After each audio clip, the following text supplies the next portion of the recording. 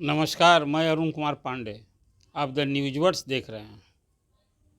आज आपके समक्ष में सहारा के निवेशक, जिन्होंने सहारा कंपनी में पैसे जमा किए और डूब ही गए हैं, ऐसी ही स्थिति बन गई है कि सहारा का पैसा कब मिलेगा, मिलेगा कि नहीं मिलेगा। ये चर्चा मैंने और कई मीडिया से बातचीत में मैंने पहले भी की है। अभी सब जानते हैं कि सहारा का मामला जो है वो सुप्रीम कोर्ट में विचाराधीन है और इस सुप्रीम कोर्ट और सेबी के बीच कानूनी जंग शुरू हुई थी। ये बात मैं तब की कर रहा हूँ जब सुब्रत राय थे सहारा के प्रमुख चेयरमैन। अब तो नहीं रहे वो, लेकिन केस अभी भी है। अब वो केस की स्थिति क्या है आज की तारीख में? अब सबसे बड़ा सवाल है कि सहारा पीड़ितों को राहत मिलेगी कि नहीं मिलेगी। क्या ये बिहार विधानसभा का भी चुनाव हो रहा है, इसमें ये चुनावी मुद्दा बनेगा? जैसे झारखंड में भी चुनाव हुआ, वहाँ तो सत्तारूढ़ झारखंड मुक्ति मोर्चा ने कहा था कि सहारा पीड़ित, खास करके जिनके पैसे डूब गए और पैसे नहीं मिले, ऐसे लोग मर गए हैं, उनको सरकार कुछ न कुछ राहत देगी, कुछ मुआवजा देगी। ये जो चुनावी वायदा था, अब तो जेएमएम फिर सत्ता में वापसी हो गई, लेकिन ये मुद्दा था। और उस समय वहाँ झारखंड में खासकर वाम दल और भाकपा माले तो इसको चुनावी मुद्दा बनाकर सड़क पर भी आंदोलन किया था, कई जगह प्रदर्शन हुए थे। खैर, अब सबकी निगाह बिहार पर टिकी है। नवंबर 2025 में बिहार में विधानसभा का चुनाव होने जा रहा है और सहारा में जो निवेशक हैं उसमें बिहार में भी लाखों की संख्या में है। कोई पूरे देश दुनिया में सहारा में निवेशकों की संख्या तो 10 करोड़ से अधिक बताई जाती है और उसमें अभी भी कोई 86,000 करोड़ रुपए की देयता है। ये एक आंकड़ा सामने आया है, जानकारी मिली है कि सहारा के निवेशक हैं, उनका 86,000 करोड़ रुपया मूलधन बाकी है। सूद की बात मैं नहीं कर रहा हूँ। और वहाँ तो सूद 15% तक सूद मिलता था।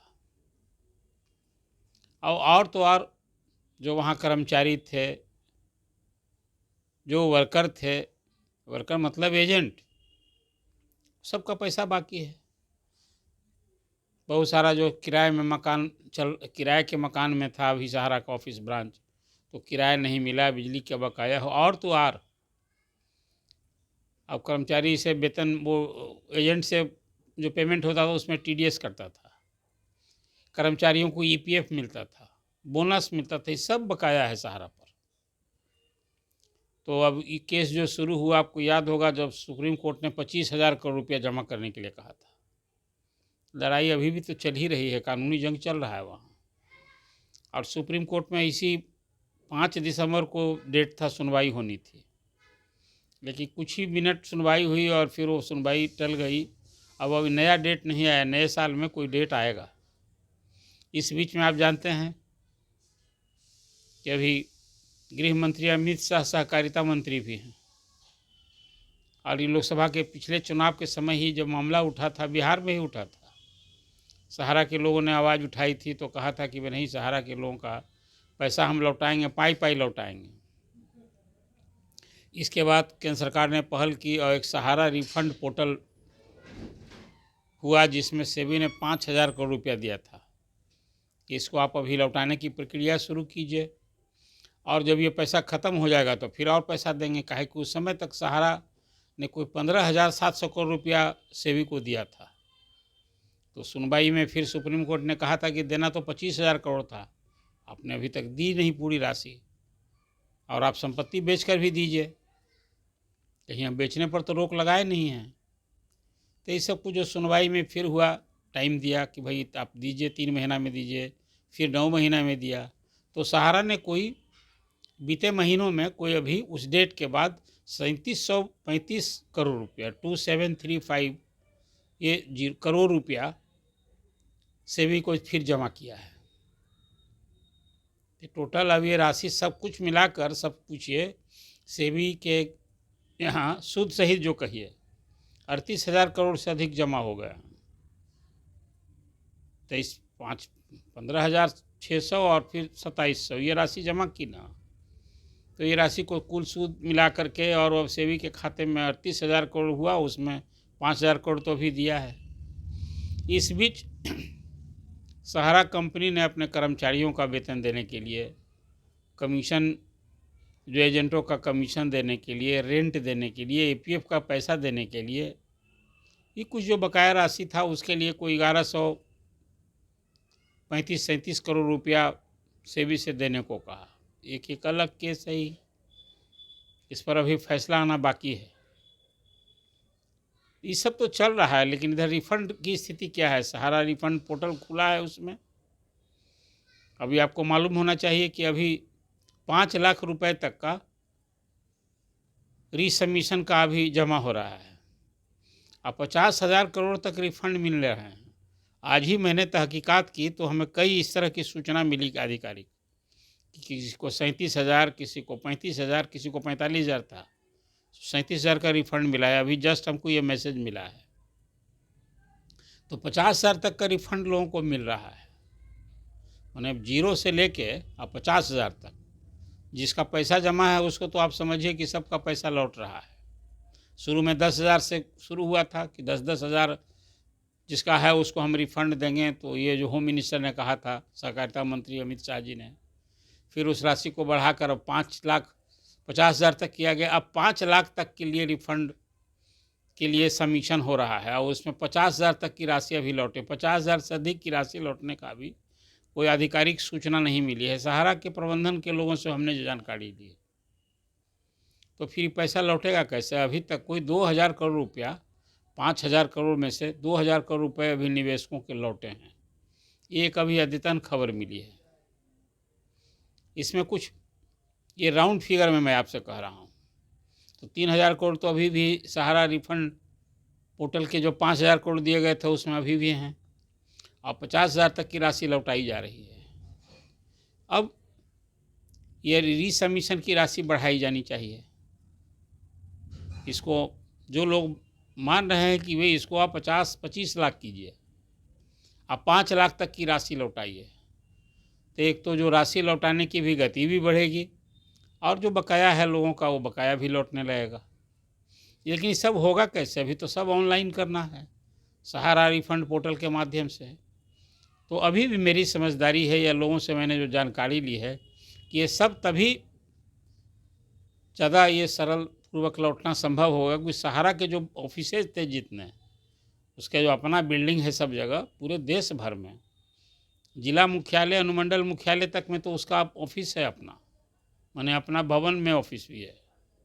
अधिसंख्य राजधानी के शहरों में, प्रमुख शहरों में, तो ये सारे ऑफिसेज को सरकार को चाहिए बिल्कुल कि अपनी सख्ती से उस सारे ऑफिसेज को खुलावे और ये रिफ़ंड के लिए जो अभी ऑनलाइन किया जा रहा है उसी के दफ्तर से ये रिफ़ंड का प्रोसेस शुरू करना चाहिए, रीसबमिशन का। और इससे तब क्या होगा कि कर्मचारी को भी जो वेतन बाकी है, अब फिर उसी तरह से 10 लाख वर्कर है, उसमें 2 लाख तो कर्मचारी उसके थे और 10 लाख वर्कर को भी जोड़े तो 12 लाख होता है। और फिर उसमें अभी भी 10-20 हज़ार की संख्या में लोग अभी भी ऑफिसेज में रेगुलर जाते हैं। सहारा का जो बड़ा बड़ा ऑफिस है उस सब में जा रहे हैं अभी भी। सबको उम्मीद जगी है कि देर सवेर मिलेगा ही पैसा, तो उसी के लिए सहारा कंपनी ने 1100-1150 करोड़ की मांग की थी सेबी से। तो अभी वो राशि मिली नहीं है। लेकिन फिर मैं इसको दोहराता हूँ, एक तो ये चाहिए कि सहारा का जो ऑफिसेज है, ब्रांचेज है, उसको रीओपन कराना चाहिए। सरकार को इसमें बिल्कुल दखल अंदाजी करनी चाहिए, सख्ती दिखानी चाहिए। एक तो ये, और दूसरा जैसे मैं बताया कि सहारा के कंपनी का निवेशकों का सहारा के यहाँ 86,000 करोड़ की देयता है, तो पैसा तो सहारा के पास है ही ना। सहारा थोड़े कोई दिवालिया हो गई है कंपनी, तो पैसा देने के लिए जब तक कुछ इस तरह की सख्ती नहीं, अभी तो सारा मामला रुका हुआ है, सुप्रीम कोर्ट में एक केस है इसके कारण। अब सुप्रीम कोर्ट ने एक और आदेश दिया पिछले महीनों में कि सहारा से संबंधित चाहे हाई कोर्ट में या नीचे कहीं कंज्यूमर कहीं भी जो केस था सबको स्टे कर दिया है कि भाई हम सुप्रीम कोर्ट में जब सुन रहे हैं तो सब जगह आप सुनवाई मत कीजिए। तो अब सब कुछ सबकी सुप्रीम कोर्ट पर निगाह टिकी है। 5 दिसंबर को जो सुनवाई नहीं हुई तो अब लगता है कि अगले महीने में कोई डेट होगा। अभी एक तो ये है आपके लिए खबर। अब सहारा का ऑफिसेज ब्रांचेज नहीं खुलेगा तब तक कि रिफंड की गति नहीं बढ़ेगी। और रीसबमिशन जो है ना, अब उसको 25 लाख करें, अब 5 लाख तक लौटाने का ये सिस्टम लागू होना चाहिए।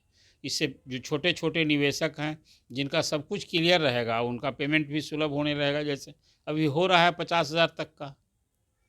और फिर एक सवाल जो मैंने आपसे प्रारंभ में कहा कि ये चुनावी मुद्दा बिहार में बनेगा क्या? क्या है कि बिहार, यूपी, झारखंड, इन राज्यों में सबसे अधिक निवेशक थे। सुब्रत राय जी ने तो बिहार से शुरू ही की था, वो बिहार के थे ना, अररिया के रहने वाले, तो यहीं से सब कारोबार शुरू हुआ था। लेकिन अब बिहार में जो कुछ है, इसलिए बिहार से ये आवाज़ उठनी चाहिए। बिहार सरकार ने एक काम किया था पिछले दिनों कि सभी डीएम को एक चिट्ठी लिखी गई थी पीआरडी से कि भाई सहारा जो पीड़ित लोग हैं, मतलब सहारा के निवेशक जिनका पैसा फंसा हुआ है, तो वो जो पोर्टल में सहारा रिफंड जो पोर्टल बना है उसे लौटाने के लिए उन लोगों को थोड़ा सा आप प्रोसेस बताइए, प्रेरित कीजिए, जागरूक कीजिए। लेकिन इससे काम नहीं चलेगा। बिहार सरकार को भी इसको बिल्कुल उसी तरह से एक पहल तो करनी है। पैसा तो उसको देना नहीं है, सहारा से दिलवाना है। और आपके यहाँ नॉन बैंकिंग के रेगुलेशन के लिए कोऑपरेटिव कानून है, सब है आपके पास। बिहार सरकार पता नहीं उस अपने शक्ति का क्यों नहीं उपयोग करती है। थोड़े कोई सुप्रीम कोर्ट रुके हुए है कि राज्य सरकार जो लोगों का उसके राज्य में पैसा जमा है और सरकार ये नॉन बैंकिंग रेगुलेशन एक्ट के तहत या कोऑपरेटिव कानून के तहत अब उसको लौटाने के लिए शक्ति दिखावे। इधर जो जानकारी मिली है कि 5 जनवरी को पटना में सहारा पीड़ितों की एक बड़ी बैठक हो रही है। इसको सीपीआई-एमएल ने इसकी पहल की है। सीपीआई-एमएल के जो सुदामा प्रसाद एमपी हैं आरा से, उन्होंने लोकसभा में भी ये विषय को उठाया था, सहारा के निवेशकों का मुद्दा। अब उसी समय केंद्रीय वित्त मंत्री निर्मला सीतारमण ने कहा था कि हम भी चाहते हैं कि पैसा लौट जाए, लेकिन अब तो सब सुप्रीम कोर्ट के थ्रू हो रहा है, उसमें सरकार क्या करेगी, ये कहा गया था। तो अभी फ़िलहाल ये जो एक अपडेट जानकारी मिली है कि 50,000 तक की राशि लौट रही है, लेकिन जो लोग जमा करेंगे तब ना। आपको पहले जो भी निवेशक, अभी बहुत संख्या में, दर्जनों की संख्या में ऐसे लोग हमसे मिले। कई बार जब चर्चा मैंने की तो हमने कहा कि भाई आप सबमिशन कीजिएगा तब न लौटेगा।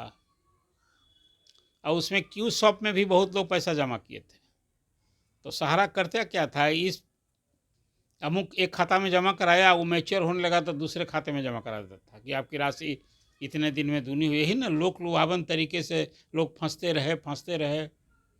अभी एक बड़े एजेंट से बात हुई, बता रहे थे कि भाई हमारा 25 लाख अभी फंसा हुआ है, सब कागज पत्तर मेरे पास, हम लड़ रहे हैं, हम तो पूरी राशि लेंगे सूद सहित। तो ऐसे लोगों की संख्या ना, एजेंट, हमारी दर्जनों एजेंट से बात हुई होती है। वो लोग कहते हैं कि हमारी राशि भी, हमारा तो कमीशन का पैसा तो छोड़ दीजिए, हमारी अपनी कमाई भी जो थी, परिवार के, पत्नी के, वो सभी पैसा अब हम जमा कर दिए और सब पैसा फंस गया मेरा। तो ऐसे फंसे जो लोग हैं उनका कल्याण कब तक होगा, कब तक राहत मिलेगी, एक सवाल है। जो अभी वर्तमान प्रक्रिया अपनाई गई है, तो आप देखिए ना, सहारा रिफंड पोर्टल कब शुरू हुआ और ये बीते वर्षों में अभी मात्र 2,000 करोड़ रुपये लौटे हैं, जबकि 86,000 करोड़ का अभी देयता है। कहीं ना कहीं प्रोसेस में कोई लोच है, लोगों को परेशानी हो रही है। जो जमा करते हैं तो उसमें कोई परफेक्ट फिर रिस्पॉन्स नहीं मिलता है, रिजेक्ट हो जाता है। तो ये जब तक सहारा का ब्रांच जहां लोगों ने जमा किया है जिस ऑफिस से, ये वहां से जब तक रेगुलेट नहीं होगा, ये निवेशकों की समस्या का समाधान नहीं होगा। प्रारंभ से मेरी ये अपनी दृढ़ राय है। अब फिर जो कर्मचारी अभी काम कर रहे हैं, सहारा कंपनी को भी चाहिए और इसमें सरकार को भी हस्तक्षेप करना चाहिए कि कंपनी में जो कर्मचारी कार्यरत हैं उनका तो आप वेतन दिलवाइए। लेबर लॉ कहाँ चला गया? ये सब जगह सो मोटो एक्शन करना चाहिए। किसकी शिकायत का इंतज़ार? कि विभाग है जैसा लेबर डिपार्टमेंट, उसको देखना चाहिए, कोऑपरेटिव डिपार्टमेंट को देखना चाहिए, इंस्टीट्यूशनल फाइनेंस है उसको देखना चाहिए।